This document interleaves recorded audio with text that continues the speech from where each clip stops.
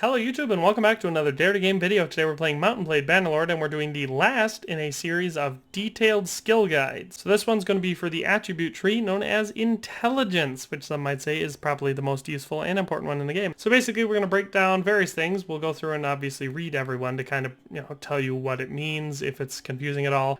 Most of them, or a lot of them I should say, are going to have one that is definitively better than the other one. So this should help you choose between them if you don't know for yourself already which ones you prefer. And for the other ones, probably around half of them where you have a choice, it's going to depend on your playstyle, and I'll point out, pros and cons of each, or where one is appropriate and where the other one might be better. So let's just dive on in and get to learn everything about the intelligence attribute skills. So you can see here it says intelligence represents aptitude for reading and theoretical learning. The skills that are bound to intelligence attributes are steward, medicine, and engineering. Increased intelligence makes it easier to learn bound skills and also raises their learning limits. So the first one we have is steward. So it says steward. Your knowledge of what makes a settlement prosper. This helps you manage an estate or administer a town. So this one is going to be very useful for properties you own, basically. How to learn: gain party morale from food variety, quartermaster, improve settlement prosperity and build projects as the governor, or spend time in your settlements, clan leader. So this is pretty easy to level up. It's going to be something that over time you're going to do if you're doing any of those things that, it says right there. And there's a lot of options. So let's go through them. So the first option is tax collector or supreme authority. So for supreme authority, it gives you +1 influence if you're the ruler. And for tax collector, it says 10% more tax from villages. So this one is going to be one that, in my opinion, is going to come in handy. It's going to make you a lot more money because over time, as you go through the game, whether you're just a loyal vassal who gets a lot of territories or your own leader, you're going to have a lot of villages under your control. And this is going to, that stacks, so you're going to constantly have a lot more tax revenue coming in from your villages. Whereas Supreme Authority only gives you that +1 influence, and that's only if you're the ruler. So I definitely think tax collector is way, way better. It's a way better option. So then you have agriculture or prominence. So for prominence, this says you receive 1 influence as a vassal. And for agriculture, it says 30% more production from farms. Again, it's going to come down to that same sort of stuff, except this one says, +1 influence if you're the ruler, and this one allows it if you're a vassal. So, I mean, if you were going to pick one of these, it would only make sense to pick one. I'm just pointing that out. So if you pick Supreme Authority, hopefully you're the king. Otherwise, that's not a good one to pick. And same goes for prominence. If you're the king, why would you pick that one? Plus, this one is going to boost all of your production from farms, which is going to come in very handy for food production and money, because farms can be profitable. So agriculture, definitely the way to go. Then we have Nourish Settlement or Warmonger. So Warmonger says less influence needed to summon vassals for war. And Nourish Settlement says your settlement's prosperity grows at quadruple the normal rate while you're waiting there. So in my opinion, again, not a very good comparison. This one's good if you want to, earlier in the game when you don't have a very powerful army of your own, you want to summon vassals. But again, then you need to have vassals. So by the time you have enough vassals that it's harder to summon them, I think you usually have enough influence to summon them. So I don't think Warmonger is a very good perk. Nourish Settlements, however, your prosperity grows at quadruple the normal rate while you're waiting there. So that one is one where you can target them if you want to increase prosperity at any given settlement. Just go there and wait, and it's going to really speed up the prosperity growth. So then you have Bannerlord, the name of the game, or Logistics Expert. So Logistics Expert says parties and armies you lead move faster, and Bannerlord says +2 to party size for each fief you own. Now, you got to go with Bannerlord because it's the name of the game. That's literally the rules that the entire universe is governed on, and if you break it, everyone will die. But also, +2 to party size for each fief you own is hella good perks, especially once you're later into the game and you own a whole bunch of fiefs. Adds your party size up pretty quick. Suddenly you don't need to summon an army because you just have that many troops. So definitely Bannerlord. Not even close.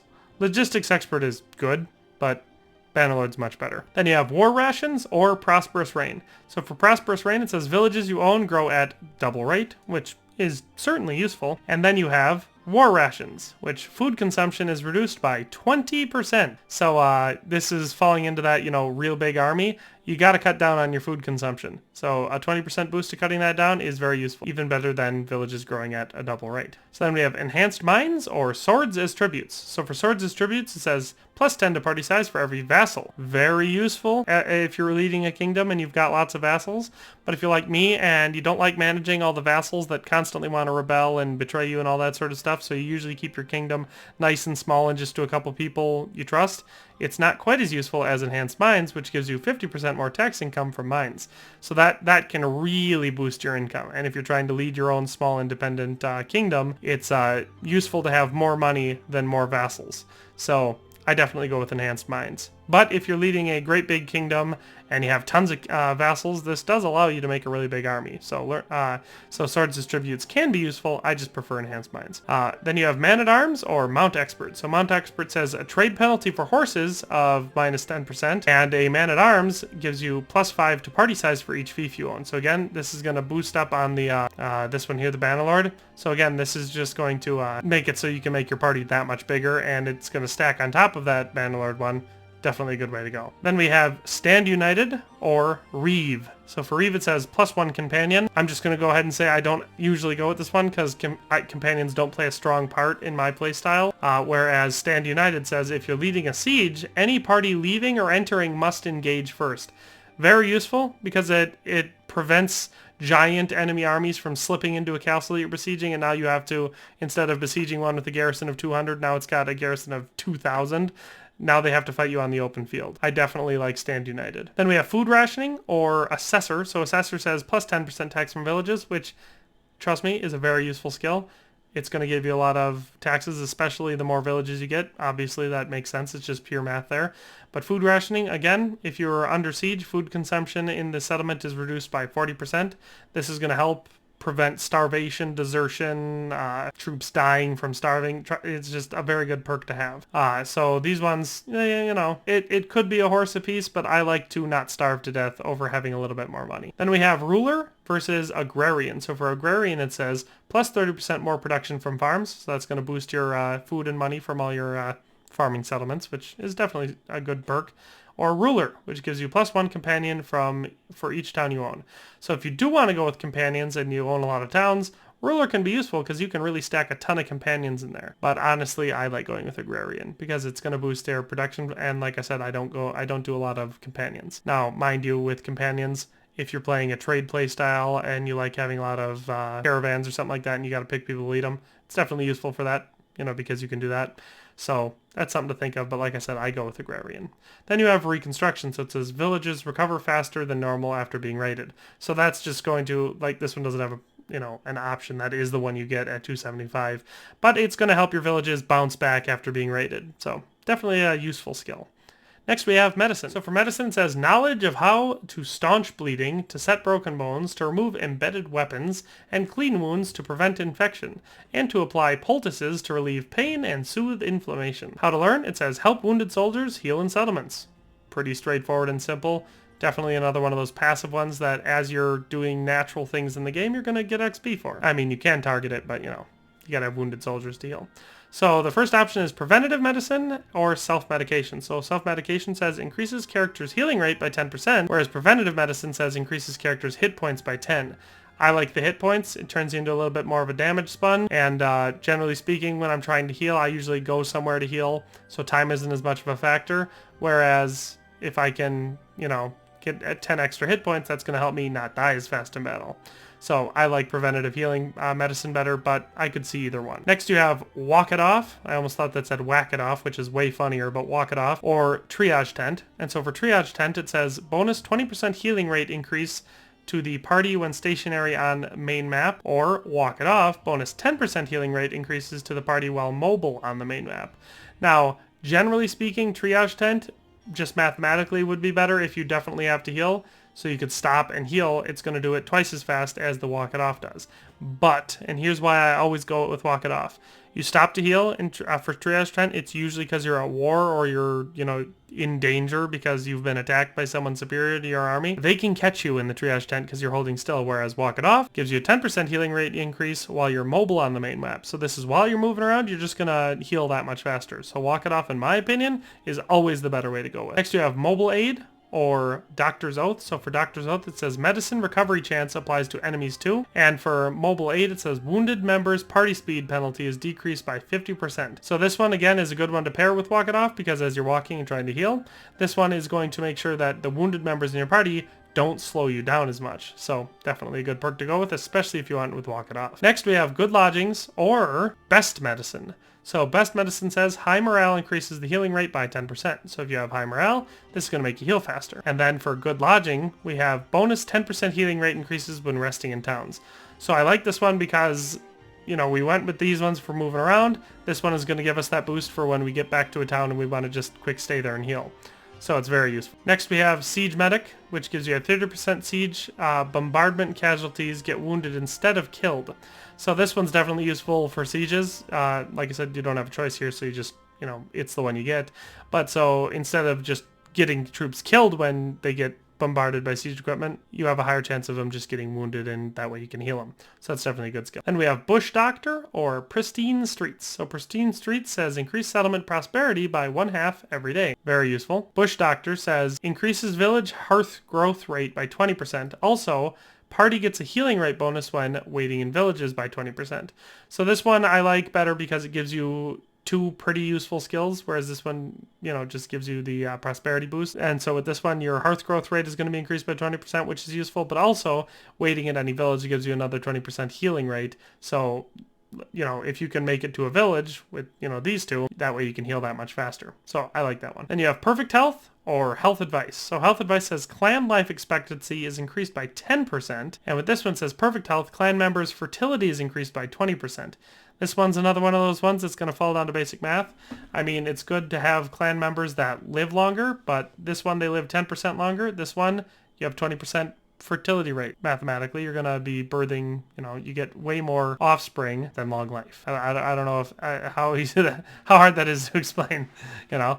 More babies, less problems. That's the song, I believe. So then we have Clean Infrastructure or Physician of People. So for Physician of People, it says increase loyalty of settlement by 1 per day. Or Clean Infrastructure, town projects that are related with sanitation and health give daily prosperity bonuses of 1 per day. This one just over time is definitely going to, it's going to allow you to have that prosperity bonus. It's going to boost up. You're going to make more money. Everything's going to work better.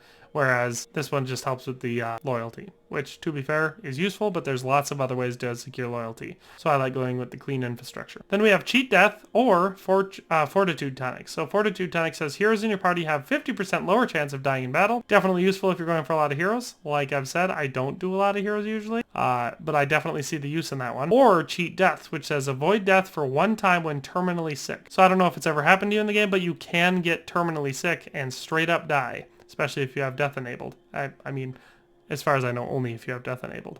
But this one will allow you to cheat death 1 time. So, useful. You know, trust me. If you're playing a game and you're in it super far and suddenly it's like, you're gonna die, this is a useful perk to have. So then you have Horse Healer. So it says 30% chance per day to recover a lame horse. You know, that way if your super good steed gets wounded in battle, every day you have a 30% chance that it'll not be lame anymore. So it's definitely good, especially if you have expensive horses that are hard to find, like purebloods. Then we have Minister of Health, which says troops start the battle with a bonus hit points of party leader's medicine skill minus 200 divided by 2. It's just going to help boost your the troops' hit points. So it can be very useful, and it can make your troops very, very strong. So that's all there is for medicine. Let's move on to engineering. So for engineering, no options. This one says knowledge of how to make things that can withstand powerful forces without collapsing. Useful for building both structures and the devices to knock them down. How to learn, it says build and operate siege engines, successfully use siege engines offensively or defensively. So this one's going to be one that you're, like I said, it's just going to be naturally throughout the game. You're going to learn how to do this, and obviously you can focus on it more intensively if you're going into sieges and repeatedly building siege engines. And also when you go into a siege, you use them. So you can target it, but you know, that's how you level it up. So no options, so let's just burn through them. It says construction expert, speed of building castles and walls increased by 30%. Ballistics, catapults are 30% more effective, definitely very useful there. Imperial fire can build a fire version of siege engines. So once you have this, you'll be able to build a fire ballista, fire onager. Unfortunately, I don't think there's a fire trebuchet, but they are very useful, especially if you're killing troops. So improved masonry, fortifications are much stronger. I love that, very quantifiable. Basically, it just, you know, makes your castle stronger so they can withstand more of a bombardment. And we have armor craft, so armor is 10% more effective, Super useful skill, because especially if you have lower hit points and you're sacrificing that in areas, you're going to want to go heavy armor, which is going to keep you protected. This is going to make it 10% more effective. And we have good materials, so it says siege engines have 20% more hit points, so they're just harder to break, which is very useful, especially for rams or siege towers, which are slow moving and super easy to hit with defensive siege towers. Defensive catapults, and take like 3 hits to destroy normally. This one is going to give them 20% more hit points. Generally speaking, it's pretty hard to destroy them unless you have concentrated fire on them before they can get to the wall. So definitely a great perk to have. And we have heavier siege engines, so bombardment damage against other siege engines is increased by 20%. This is going to mean that when you're besieging a castle, your siege engines are going to take out their siege engines faster than they can build them, generally speaking, especially because by that time you're a level 175 in engineering and you can build them pretty quickly. Then we have wall breaker, so increased damage to walls during siege. So that's just, you're going to be able to take down their walls faster. Super useful. Then we have resolute, less morale loss during sieges. Very useful, because especially in protracted sieges, your morale can get pretty dang low, and that can really affect your effectiveness in battle. Then we have builder, building development speed of 1.5%, so it's going to increase your building speed by 50% on top of your original speed, so definitely useful there. And then we have everyday engineer, so default town projects are 60% more effective. Very useful skill. Cannot understate that. Makes your projects way more effective. And if you're like me and put it in irrigation so people aren't starving to death and you always have enough food to support your large garrison, it helps a lot. So that is the intelligence skill tree, which, like I said, many will say is the most important one in the game. I don't know if I agree. I think it's very important. But I hope this video was useful and I hope you liked it. But in any case, thanks for watching, and I'll see you next time. Thanks for watching another Dare to Game video. If you liked this video, please leave a like and a comment. If you haven't already, be sure to subscribe to the channel. If you like my content and would like to support this channel, consider becoming a member today for as little as $1.99 a month. It makes a huge difference. But in any case, thanks for watching and have a nice day. I'll see you next time.